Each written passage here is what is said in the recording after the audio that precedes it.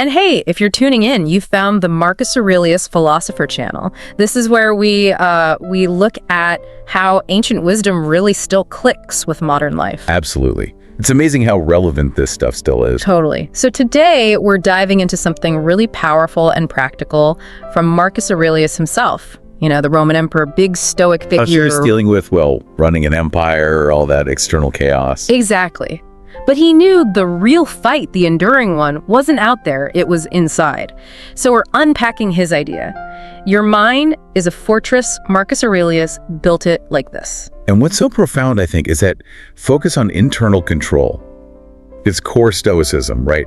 The dichotomy of control. Even with Rome's massive pressures, he saw that, yeah, the world throws disappointments, pain, plans go wrong, but your mind, that's the last line of defense. The only ground you truly control. Precisely. It's your sovereign ground. And he nailed it with that quote, didn't he? You have power over your mind, not outside events. Realize this, and you will find strength. Yeah. So simple. Deceptively simple. Yeah, but when you actually sit with it, it kind of changes everything about how you face challenges.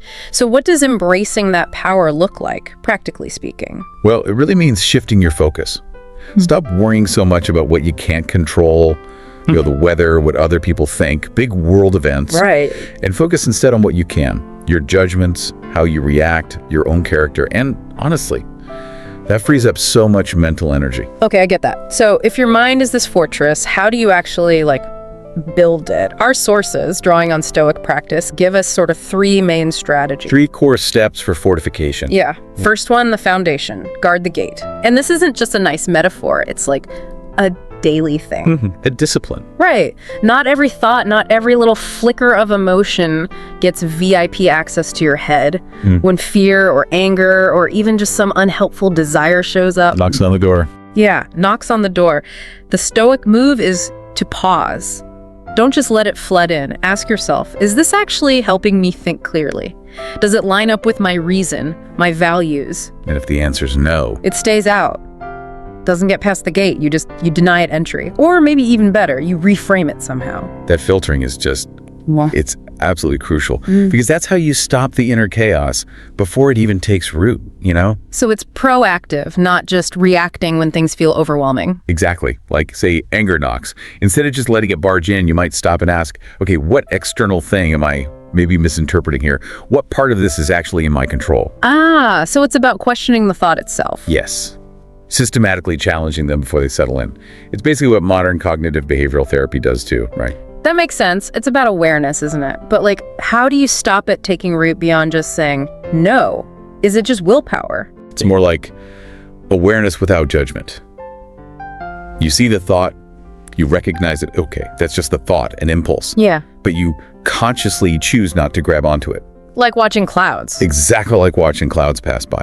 Instead of jumping on one and letting it whisk you away into a storm. Okay, got it. So we're guarding the gate. What's next? You need strong walls. Step 2, yeah. Yeah. Strengthen the wall. And this isn't a one and done job. It's about daily discipline.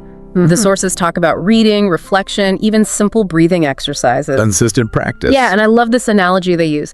Your habits are the bricks, your values, the mortar. That's a great analogy. But how do you make sure your daily habits are actually building strength and not just, digging the same old ruts deeper? That's a really important question. It's not just any habits. It has to be deliberate, virtuous habits. Marcus himself, he journaled constantly, right? Reflecting deeply. The meditations. Exactly. So it's not just consuming stuff, it's actively processing it. Maybe using techniques like negative visualization, thinking about what you could lose to appreciate what you have now. We're just regularly checking in. Are my actions actually lining up with my core beliefs? Yes. That consistency forges a stronger internal structure. Yeah. It aligns actions and beliefs. Okay, guarding the gate, strengthening the walls. Now for maybe the trickiest part. Step 3, train your inner guards. The inner citadel's sentries. Because, let's be real, doubt, anxiety, desires, they're sneaky. They'll try to slip past even strong walls. Always testing the defenses. And the sources say awareness is your shield here. Marcus wrote, "The soul becomes dyed with the color of its thoughts." That's such a powerful image. Isn't it? Keep your thoughts clean, keep them clear. Sure. But okay, for someone listening, what does training your inner guards actually look like day to day? It involves using proactive, cognitive strategies. So when doubt starts whispering, an inner guard steps up and asks, okay, is this a rational fear based on reality?